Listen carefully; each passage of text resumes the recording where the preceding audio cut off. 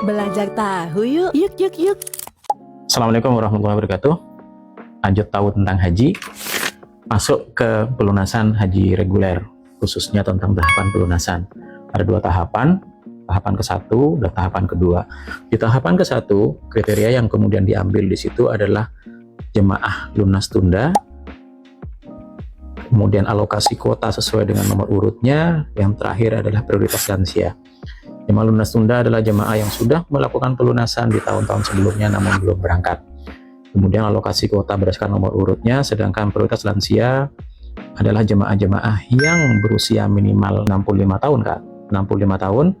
Kemudian diurutkan, namun cara ngambilnya adalah diurutkan dari usia tertua tiap provinsi sejumlah kuotanya, jumlah kuota tiap provinsi, 5% dari tiap kota provinsi, kemudian terdaftar minimal 5 tahun.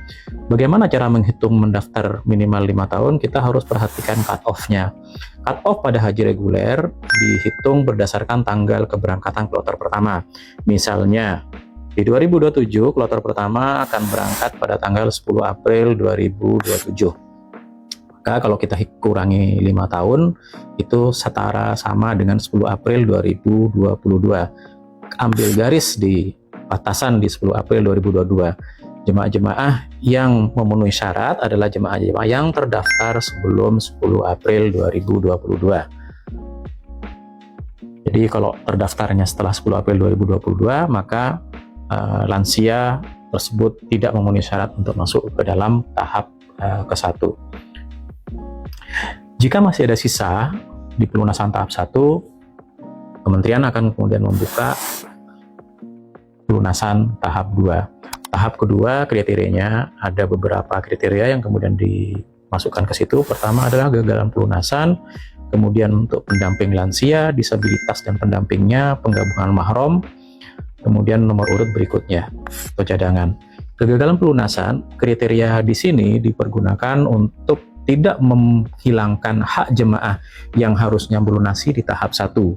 Jadi jemaah-jemaah tahap 1 yang kemudian gagal pelunasannya, sudah datang di bank, kemudian ternyata ada gangguan jaringan antara si Sukrohat dengan bank, nggak bisa pelunasan, haknya kemudian tidak menjadi hilang untuk tetap melakukan pelunasan. Kemudian yang kedua, kesalahan verifikasi. Yang ketiga, jika jemaah tersebut susah dihubungi karena kendala administrasi atau geografis dan baru tahu kalau kemudian pelunasan sudah tutup, pelunasan tahap pertama sudah tutup, maka berhak untuk mengajukan dirinya sebagai bagian dari kriteria kegagalan pelunasan. Atau jemaah tersebut sudah periksa kesehatan, tapi hingga berakhirnya tahap ke-1, hasilnya belum keluar atau belum diinput ke sistem, maka jemaah-jemaah tersebut berhak untuk mengajukan dirinya sebagai bagian dari kegagalan pelunasan. Jadi haknya tidak hilang untuk tetap bisa melunasi, namun pelunasannya akan ada di tahap kedua. Pendamping lansia disabilitas. Nah, penggabungan mahram ini disyaratkan untuk suami atau istri, anak dan orang tua kandung, dan saudara kandung. Jadi, kalau suaminya sudah melunasi di tahap 1, dan kemudian istrinya sudah memenuhi syarat minimal daftarnya 5 tahun, maka istrinya dapat mengajukan untuk bisa melunasi di tahap kedua, sehingga kemudian bisa berangkat bersama-sama, termasuk juga hal yang sama dengan anak dan orang tua kandung dan saudara kandung. Ada syaratnya bagi pendamping lansia, kemudian disabilitas dan pendampingnya, sementara penggabungan mahram pertama adalah terdaftar minimal 5 tahun, kemudian yang digabung itu sudah melunasi. Jadi kalau seperti tadi contohnya suami dan istri, jika suaminya belum melunasi maka istrinya pasti tidak akan bisa dimasukkan ke dalam tahap kedua. Dia harus melunasi salah satunya.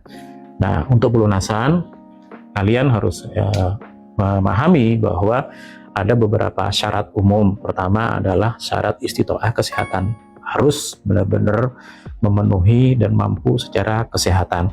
Kemudian berusia minimal 15 tahun. Kemudian satunya lagi adalah belum pernah haji atau sudah pernah haji tapi keberangkatannya 18 tahun yang lalu. Kalau kita hitung untuk jemaah-jemaah yang akan berangkat tahun 2027, dia haji terakhirnya di tahun 2009. Jadi kalau ada jemaah yang kemudian baru berhaji di tahun 2010, 2011, atau 2012, maka tidak akan bisa masuk ke dalam pelunasan haji reguler ini. Sekian, sampai jumpa. Wassalamualaikum warahmatullahi wabarakatuh.